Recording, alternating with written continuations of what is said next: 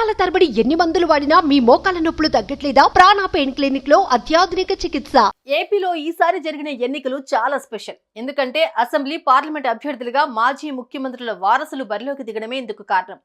June 4న ఎన్నికల ఫలితాలు వెల్లడి కానున్న తరుణంలో వీరి గెలుపుపై ఉత్కంఠ నెలకొంది. ఈసారి పోటీ చేసిన 8 మంది గెలుస్తారా లేదంటే ఓడిపోతారా? గెలిస్తే ఎంత మెజారిటీ వస్తుంది? తండ్రుల బాటలో సాగుతున్న వీళ్లు ఈ ఎన్నికల్లో విజయ దుందుభి మోగిస్తారా అంటూ రాజకీయ వర్గాల్లో జోరుగా చర్చ జరుగుతోంది.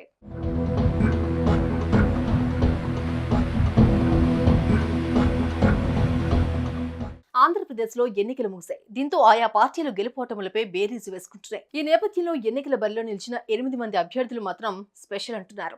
వీళ్ల తండ్రులు మాజీ సీఎంలు కావడంతో వీరిపై భారీగానే అంచనాలున్నాయి. ఉమ్మడి ఆంధ్రప్రదేశ్ రాష్ట్రానికి ఎన్టీఆర్, నాదెండ్ల భాస్కర్ రావు, కోట్ల విజయభాస్కర్ రెడ్డి, నేదురుమల్లి జనార్దన్ రెడ్డి, వైఎస్ రాజశేఖర్ రెడ్డి, చంద్రబాబు నాయుడులు ముఖ్యమంత్రులుగా పనిచేశారు. ప్రస్తుతం వారి వారసులు 8 మంది ఈ ఎన్నికలలో పోటీ చేసి తమ అదృష్టాన్ని పరీక్షించుకుంటున్నారు.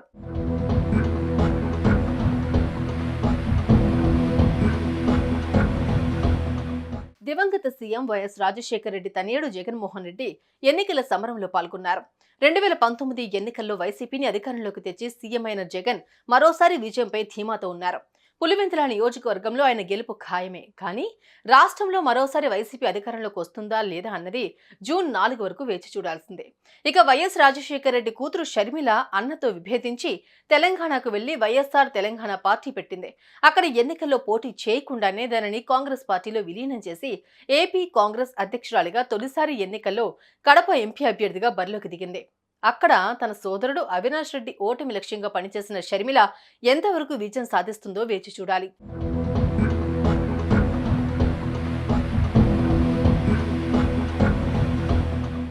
మరోవైపు మామ, అల్లుడు బాలకృష్ణ, లోకేష్ కూడా విజయంపై నమ్మకంతో ఉన్నారు.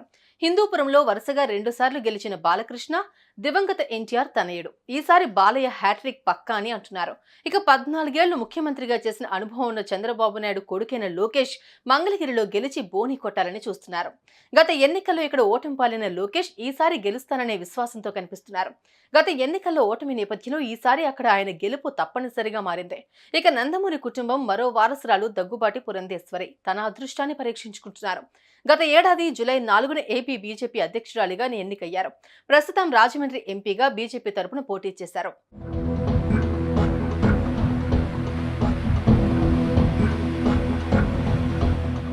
ఉమ్మడి రాష్ట్రంలో ముఖ్యమంత్రిగా చేసిన నాదెండ్ల భాస్కర్ రావు కుమారుడు మాజీ స్పీకర్ నాదెండ్ల మనోహర్ 2004, 2009 ఎన్నికల్లో తెనాలి నుంచి కాంగ్రెస్ ఎమ్మెల్యేగా గెలిచారు. ఈసారి తెనాలి నుండి జనసేన తరపున పోటీ చేస్తున్నారు. మరో ముఖ్యమంత్రి కోట్ల విజయభాస్కర్ రెడ్డి కుమారుడు కోట్ల జయసూర్యప్రకాష్ రెడ్డి 2004, 2009 ఎన్నికల్లో కర్నూలు ఎంపీగా గెలిచి కేంద్ర మంత్రిగా పనిచేశారు. ప్రస్తుతం డోన్ శాసనసభ స్థానం నుండి పోటీ చేస్తున్నారు.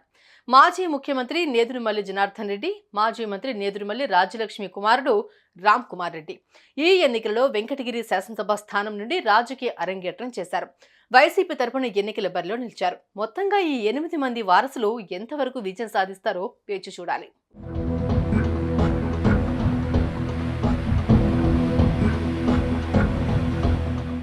సుమన్ టీవీలో మీ పర్సనల్ అండ్ బిజినెస్ ప్రమోషన్స్ కోసం కింది నెంబర్కి కాంటాక్ట్ చేయండి.